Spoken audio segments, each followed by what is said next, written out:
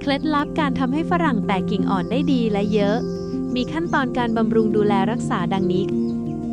1. การเตรียมต้นฝรั่งให้พร้อม การตัดแต่งกิ่ง ตัดแต่งกิ่งที่แห้งเป็นโรค หรือกิ่งที่ขึ้นซ้อนกันออก เพื่อให้แสงแดดส่องถึงทั่วต้น และอากาศถ่ายเทสะดวก ตัดแต่งกิ่งให้ทรงพุ่มโปร่ง จะช่วยกระตุ้นการแตกกิ่งอ่อนใหม่ การโน้มกิ่ง โน้มกิ่งฝรั่งให้อยู่ในแนวระดับ แล้วใช้ไม้ค้ำยันไว้ การโน้มกิ่งจะช่วยกระตุ้นการแตกกิ่งอ่อน และช่อดอก การทำให้ใบร่วง ในกรณีที่ต้นฝรั่งสมบูรณ์แข็งแรง อาจใช้วิธีทำให้ใบร่วง โดยใช้ปุ๋ยยูเรีย หรือสารเคมีละลายน้ำพ่นให้ทั่วต้น วิธีนี้จะกระตุ้นให้ฝรั่งแตกใบใหม่ พร้อมช่อดอก แต่ต้องบำรุงต้นให้ดีหลังใบร่วง การให้น้ำอย่างสม่ำเสมอ โดยเฉพาะในช่วงที่ฝรั่งกำลังแตกกิ่งอ่อน ระวังอย่าให้น้ำขัง เพราะจะทำให้รากเน่า การให้ปุ๋ยสูตรเสมอ เช่น 15 15 15 เพื่อบำรุงต้นให้แข็งแรง เมื่อฝรั่งเริ่มแตกกิ่งอ่อน ให้ปุ๋ยที่มีไนโตรเจนสูง เช่น 2577 เพื่อเร่งการเจริญเติบโตของกิ่งและใบ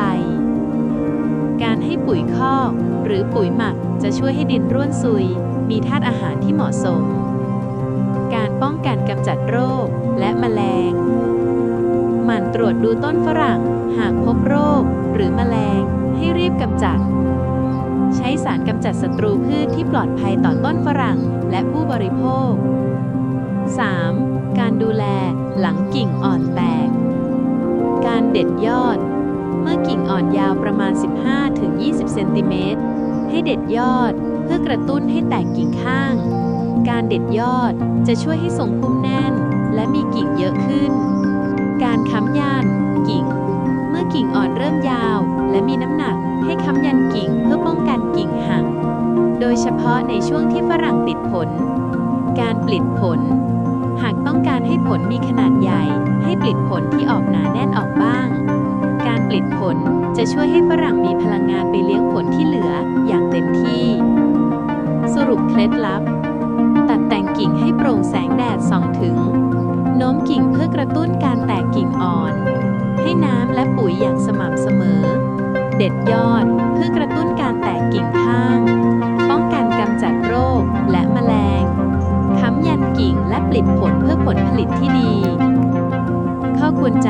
ำ การดูแลฝรั่งแต่ละสายพันธุ์อาจแตกต่างกันไป ควรศึกษาข้อมูลเฉพาะของสายพันธุ์ที่ปลูก การใส่ใจดูแลอย่างสม่ำเสมอเป็นสิ่งสำคัญที่สุด